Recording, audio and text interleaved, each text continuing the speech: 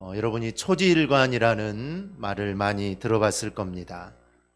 초지일관은 처음에 세운 뜻을 끝까지 밀고 나간다라는 것을 의미합니다.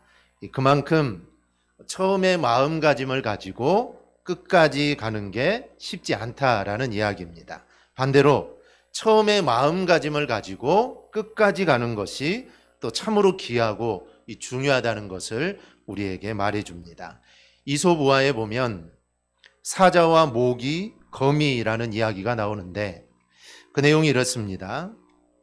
피를 오랫동안 먹지 못해서 이 죽어가는 모기가 숫속을 헤매다가 사냥감을 하나 발견을 합니다.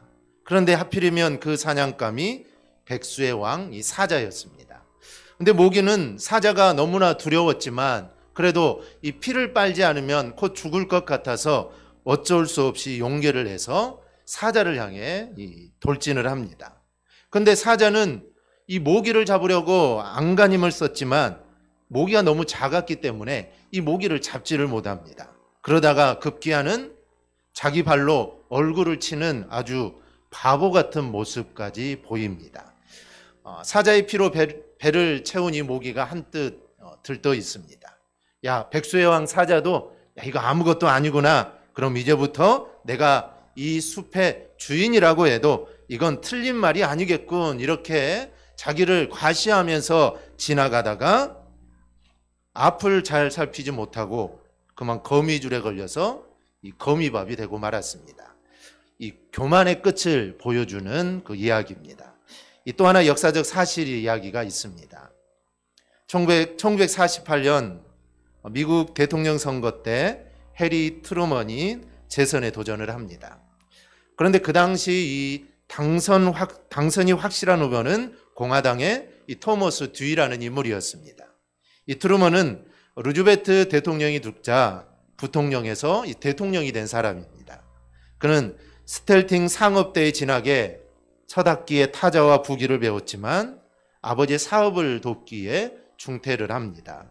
이 반면 듀이는 명문대학인 미시건대와 콜롬비아대 법률대학원을 졸업하고 뉴욕에서 검사와 변호사로 일했던 사람입니다. 그래서 듀이는 늘 자신감이 넘쳤죠. 당시 미국의 한 언론이 이 정치부 기자 50명에게 물어본 결과 50명 모두가 듀이가 대통령이 될 거다라고 이렇게 예측을 했습니다. 요즘이야 개표가 얼마나 빠릅니까? 요즘은 뭐 금방 하루만 지나면 뭐 몇 시간만 지나면 당선이 바로 나타나는데 뭐 그때야 이게 얼마나 느립니까? 그런데 선거 이튿날이 되었을 때 이 시카고 트리뷴은 듀이 트루먼을 누르다라는 헤드라인을 성급하게 뽑았습니다. 왜냐하면 분명히 듀이가 이길 것이고 그러면 이 기사를 빨리 내는 사람이 이 신문 기사가 뜰 거 아닙니까? 그래서 아직 개표도 다 되지 않았는데 듀이 트루먼을 누르다라는 기사를 내게 됩니다. 하지만 유권자들은 압도적으로 트루먼을 선택을 했습니다. 언론의 예측이 완전히 빗나간 것이죠. 이 당시 트루먼 정부에서 이 국무부 장관을 지낸 딘 엔치스는 트루먼의 성공 비결을 이렇게 말을 합니다. 즉 모든 사람은 안 된다고 했지만 트루먼이 성공할 수 있었던 비결이 이렇다는 것이죠. 그에게는 리더의 최대 걸림돌인 교만이 없었다. 그와 그의 일 사이에는 한 번도 자존심이 끼어든 적이 없었다. 즉 그는 늘 겸손했다는 것이죠. 그래서 그 겸손을 모든 사람들이 알고 있었다라는 것입니다. 우리가 역사를 보거나 성경을 보면 처음에는 잘하다가 마지막에 실패한 사람들이 참 많습니다. 사울도 그랬고 솔로몬도 그랬고 가룟 유다도 그랬습니다. 그런데 그 이유가 무엇입니까? 모두 다 욕심과 교만 때문입니다. 그런 인물 중 하나가 바로 오늘 우리가 살펴볼 우시아라는 왕입니다. 우시아 이름의 뜻은 하나님의 힘이라는 뜻인데 이름이 얼마나 좋습니까? 그리고 그 이름대로 살았으면 얼마나 좋았겠습니까? 그런데 그렇지 못했다라는 게 참 아쉽습니다. 우시아 왕은 아샤라라고 불리는데 그는 52년간 나라를 다스립니다. 하지만 그 52년이 뭐 전체 다 나라를 다스린 건 아니죠. 아버지와 함께 그리고 본인이 그리고 아들과 함께 그래서 실제적으로는 본인 혼자 다스리는 기간은 52년 중에서 16년 정도입니다. 이 우시야 왕은 처음에는 하나님의 말씀을 조언해주는 이 스가랴의 말을 성실하게 잘 따랐습니다.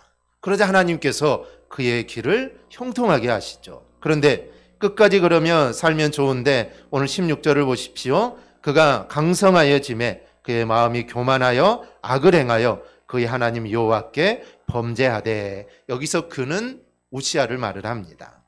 우시야는 세력이 막강해지자 그는 교만해져서 패망의 길로 들어서게 됩니다. 오늘 우리는 이 우시야의 실패의 모습을 우리가 함께 좀 살펴보면서 우리의 신앙의 경계로 우리가 삼고자 합니다. 먼저 교만해져서 제사를 직접 드리려고 하는 우시야입니다. 오늘 16절 한번 함께 읽겠습니다. 16절 함께 읽습니다. 시작. 그가 강성하여짐에 그의 마음이 교만하여 악을 행하여 그의 하나님 여호와께 범죄하되 곧 여호와의 성전에 들어가서 향단에 분향하러 한지라. 아멘. 우시야가 교만하여 악을 행했다라고 합니다. 이 악을 행하여라는 이 말은 부패하다, 파괴하다, 멸망시키다, 패망하다라는 이런 뜻입니다. 그런데 이 단어가 언제 쓰였냐면 이 단어 악을 행하여라는 이 단어가 쓰인 곳이 노아 홍수 이전의 인간들에게 쓰인 단어입니다. 하나님이 이 세상을 물로 심판하기 전에 인간들이 어땠습니까? 먹고 즐기고 악을 행하고 그냥 자기 하고 싶은 대로 마음껏 살던 그런 시대입니다. 그래서 하나님께서는 그들을 보시고 내가 그들을 진멸하겠다라고 하셨죠. 그런데 그 악을 우시야가 행하고 있는 것입니다. 이 말은 우시야의 악이 그가 영적으로 얼마나 타락했는가를 우리에게 보여줍니다. 즉 하나님이 멸하실 정도로, 정말 하나님이 가만 놔두시지 않을 정도로 정말 타락했던 왕이 우시야입니다. 이렇게 타락하자 그가 한 일이 무엇입니까? 성전에 들어가서 향단에 분향을 합니다.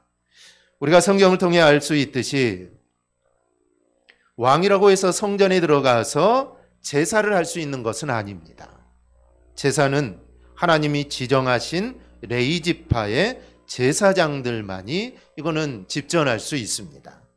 레위 지파 사람들은 과거에는 성막에서, 그리고 우시야 왕 당시에는 성전에서 일을 하도록 하나님이 선택하신 지파입니다. 그리고 성서에 들어가 분향을 드릴 수 있는 자는 레위인 중에서도 오직 아론의 자손뿐입니다. 이거는 사람들이 정한 게 아니라 하나님이 정하신 것입니다. 우리가 금요 기도회를 통해서 지금 우리가 계속 살펴본 가운데 그 말씀이 나왔죠.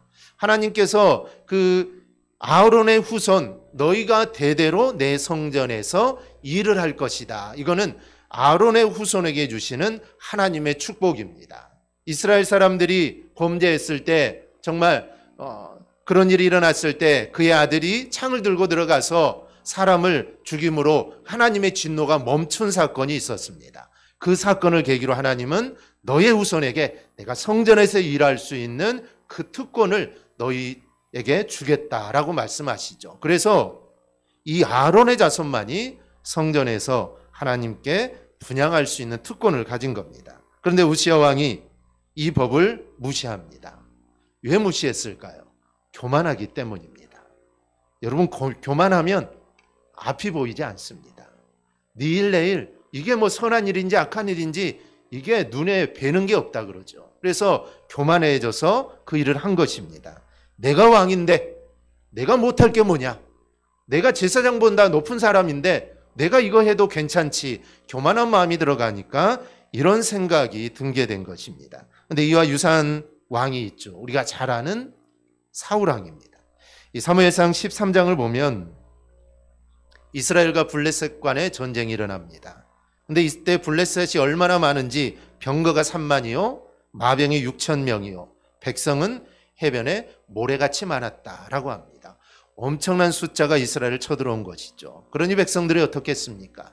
보는 것만도 두려워서 막 자리를 뜨기 시작하죠. 탈영병들이 생기기 시작합니다. 그런데 사무엘이 온다고 했는데 이 사무엘이 오지를 않습니다. 빨리 와서 하나님께 제사를 드리고 이 전쟁에 나가야 되는데 이 하루 이틀 기다리다 보니 백성들이 하나둘 빠져나가고, 그래서 사울 왕은 스스로 자기가 제사를 드립니다. 그러다가 그는 사무엘상을 보면 이런 책망을 받죠.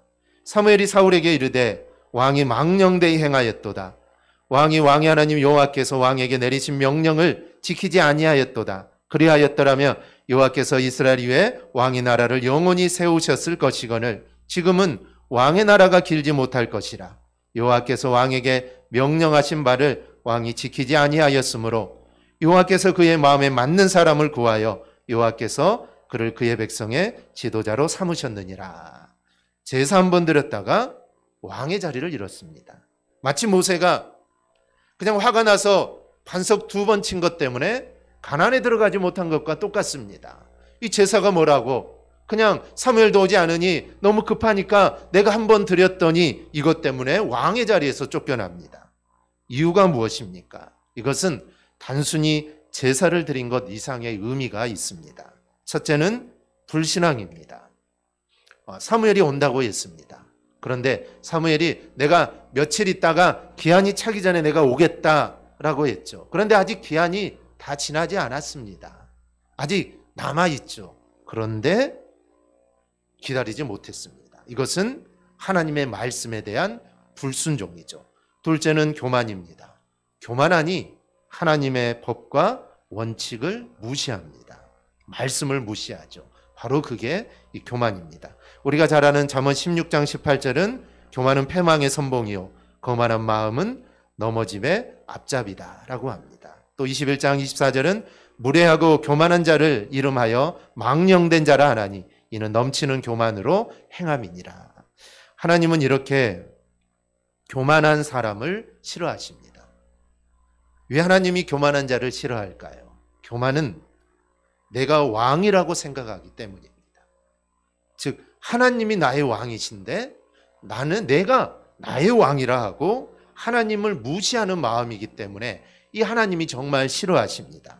우시야 왕은 교만해서 자기 스스로 성전에 들어가 분향하려 하자 성전에 이다른 사람들이 가만히 있지를 않습니다. 이 가만히 있을 수가 없죠. 제사장만이 할 수 있는 일을 지금까지 이런 적이 한 번도 없었는데 왕이 들어와서 하려고 하니 당연히 가만히 있지를 않습니다. 보면 17절 18절입니다. 제사장 아사라가 여호와의 용맹한 제사장 80명을 데리고 그의 뒤를 따라 들어가서 우시야 왕 곁에 서서 그에게 이르되 우시야여 여호와께 분향하는 일은 왕이 할 바가 아니요 오직 분향하기 위하여 구별함을 받은 아론의 자손 제사장들이 할 바니 성소에서 나가소서 왕이 범죄하였으니 하나님 여호와께서 영광을 얻지 못하리이다.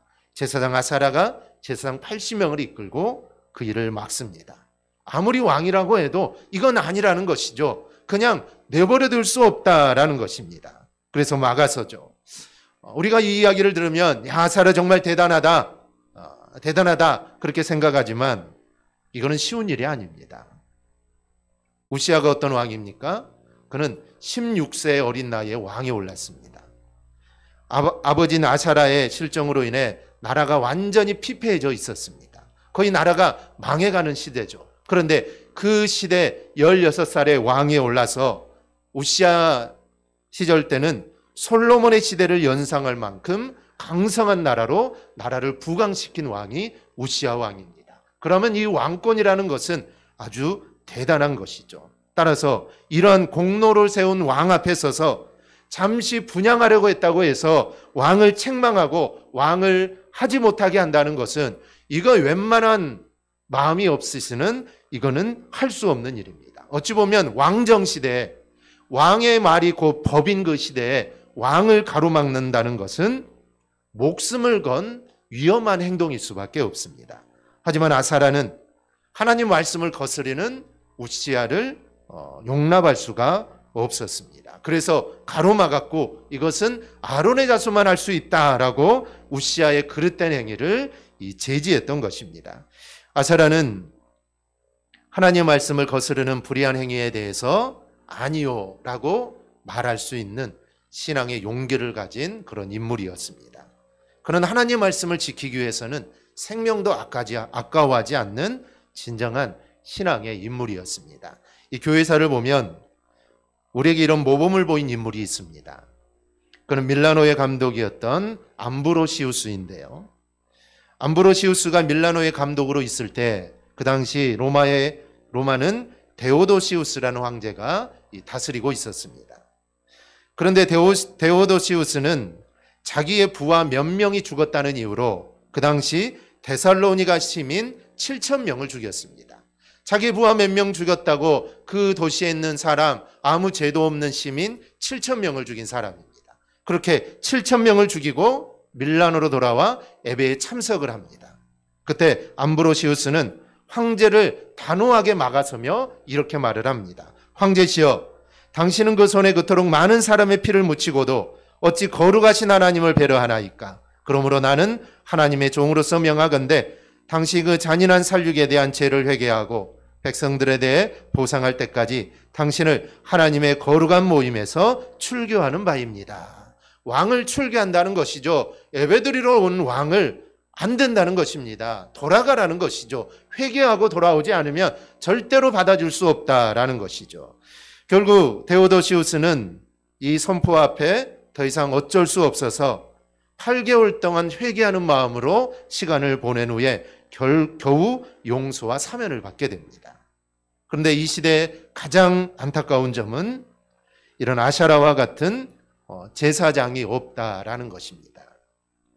지금은 잘못을 해도 잘못했다라고 말해줄 수 있는 사람이 없는 시대입니다. 자녀들이 잘못을 해도, 자녀들이 잘못된 길로 가도 그 자녀들에게 잘못됐다, 아니다라고 정말 말해줄 수 없는 시대입니다. 분명 잘못을 보면서도 모두 다 몸을 사리죠. 교회도 그렇습니다. 세상이 잘못된 길로 가도 요즘은 교회가 말하지를 못합니다. 교회가 말하지 못하면 교회는 힘을 잃을 수밖에 없습니다. 무엇이 옳은 길인지, 무엇이 그른 길인지를 이제는 모르는 시대가 되었습니다. 그래서 요즘은 그저 나만 좋으면 다 되는 시대입니다. 내가 좋으면 선이고 내가 나쁘면 악이라는 시대죠. 즉 모두 자기 자신이 왕인 시대입니다. 우시아 왕은 제사장들만 할 수 있는 향단에 분향하는 일을 자신이 직접 하려는 이 교만을 보입니다. 성경의 법, 하나님의 법을 무시하는 행위죠. 하나님을 무시하는 행위입니다. 이런 일을 하는 우시아 왕을 아사라가 막아섰고 그리고 그를 책망합니다. 그러자 우시아 왕은 화를 내죠. 19절입니다. 우시아가 손으로 향로를 잡고 분향하려 하다가 화를 내니, 이 바른 말을 해도 듣지를 않습니다. 그 이유는 교만하기 때문입니다. 이 교만병이 들어있으면 옆에서 아무리 옳은 말을 해줘도 그 말이 들리지 않는 것입니다. 그런데 이게 망하는 사람들의 이 특징입니다. 이 망하지 않기 위해서는 우리가 늘 교만해서는 안 되고 우리는 늘 겸손한 마음으로 우리는 살아야 합니다. 우리 모두 늘 겸손한 마음으로 우리 살아가기를 바랍니다. 두 번째로 나병에 걸린 우시아 왕입니다. 19절 우리 함께 봅니다. 우시아가 손으로 향로를 잡고 분향하려 하다가 화를 내니 그가 제사장에게 화를 낼 때에 여호와의 전한 향단 곁 제사장들 앞에서 그의 이마에 나병이 생긴지라. 아멘. 교만해서 하나님 법을 무시하고 하나님을 무시한 우시아에게 내린 하나님의 징계는 나병이었습니다. 그 당시 나병에 걸린 자는 무조건 격리 수용하는 것밖에 없습니다. 이 다른 거 없습니다. 이거는 왕이든지 누구든지 이거는 상관없습니다. 누구든지 나병이 발병하면 격리 수용할 수밖에 없습니다. 당시 나병은 하늘이 내리는 형벌이라고 생각했기 때문입니다. 더구나 교만하여서 하나님을 무시하고 분향하려 했다가 나병에 걸렸으니 이거 왕이라고 해도 격리할 수밖에 없습니다. 본문 20절 21절입니다. 대제사장 아사라와 모든 제사장이 왕의 이마에 나병이 생겼음을 보고 성전에서 급히 쫓아내고 여호와께서 치심으로 왕도 속히 나가니라. 우시아 왕이 죽는 날까지 나병 환자가 되었고 나병 환자가 되매 여호와의 전에서 끊어져 별궁에 살았으므로 그의 아들 요담이 왕궁을 관리하며 백성을 다스렸더라. 우시아가 나병에 걸려 별궁에 격리 수용된 기간이 12년입니다. 12년 동안 나병을 앓다가 결국 수용된 채 살다가 죽습니다. 그리고 23절을 보면 우시야가 나병에 걸렸다는 이유로 왕들의 묘실에 장사되지 못하고 그 곁에 있는 궁중 묘시에 장사가 됩니다. 이 교만이 우시야를 이렇게 비참하게 만들어 버렸다라는 것이죠. 이 극동방송 이사장인 이신 김장은 목사님이 쓰신 글을 보면 19세기의 많은 사람들은 과학 만능주의 시대를 꿈꿨다고 합니다. 그러나 마틴 부버나 이 하이데거 같은 철학자들은 오히려 과학에 의지하는 인간은 더욱 피폐해질 것이다 라고 이렇게 주장을 합니다. 당시 이 시기에는 절대적인 도덕이 무엇인가 라는 이 문제로 이 철학자들 사이에 많은 대립이 있었는데 이 러셀 같은 사람은 나는 왜 기독교인이 아닌가라는 책을 쓰기도 했다는 겁니다. 그럼 지금은 어떨까요? 서울대학교 생활과학연구소에 의하면 한국 사회의 현재 주요 트렌드는 일종의 자아도취 현상인 셀프 홀릭이다라고 이렇게 말을 합니다. 신학자 라이올드 니번은 이런 현상을 하나님을 부인하게 만드는 4가지 교만이다라고 이렇게 정의를 합니다. 4가지 교만은 첫째가 지적 교만인데, 지적 교만은 과학이 모든 것을 해결해 줄 거라는 잘못된 생각을 가져다 준다라는 것이죠. 두 번째는 권력의 교만인데, 권력의 교만은 물질 만능주의에 빠지게 만든다는 겁니다. 셋째는 도덕적 교만인데, 이 도덕적 교만은 판단 상황에 따라 정당화하는 실수를 저지르게 만든다고 합니다. 네 번째 교만은 종교적인 교만인데, 이 종교적인 교만은 이런 교만들을 통해 결국은 하나님을 부인하게 만든다라는 것이죠.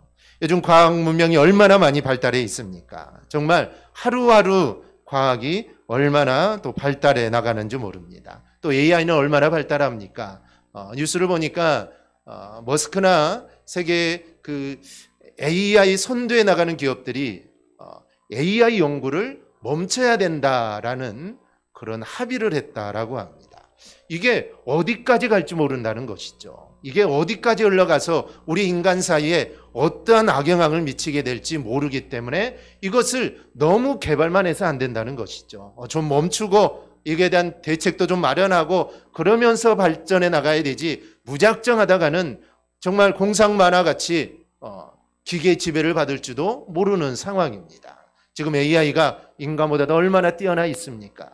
대결에서는 AI를 이길 수가 없습니다. 인간의 머리가 이길 수 없다는 것이죠. 그런데 만약에 정말 공상 영화와 같이 그런 상황에서 오류가 생기게 되면 걷잡을 수 없는 일들이 일어날 수도 있다는 것입니다. 그래서 이것을 그냥 개발하는 것이 아니라 어떤 윤리적인 부분들도 정말 잘 가다듬고 해서 그걸 좀 순차적으로 해나가야 된다. 그래서 무작정 해서는 안 된다. 뭐 이런 이야기들이 많이 나오고 있다는 겁니다. 우리가 성경을 보거나 역사를 보거나 하나님을 부인하는 인생은 결코 잘 되거나 행복할 수 없습니다. 더구나 교만은 이거는 말할 것도 없습니다. 성경은 교만이 죄라고 말씀하는데 이 교만이 큰 죄인 이유는 나를 하나님으로부터 멀어지게 하고 죄를 짓게 만들기 때문입니다. 인생을 살면서 가장 큰 교만은 하나님을 부인하는 것이고 가장 큰 겸손은 하나님을 인정하는 것입니다. 그런데 사람들은 이 사실을 다 잊어버리고 조금 가진 것 때문에 또 조금 가진 물질 때문에 권력 때문에 자신의 공로 때문에 하나님과 사람 앞에서 얼마나 교만한지 모릅니다. 야고보서 4장 6절은 하나님이 교만한 자를 물리치시고 겸손한 자에게 은혜를 주신다라고 합니다.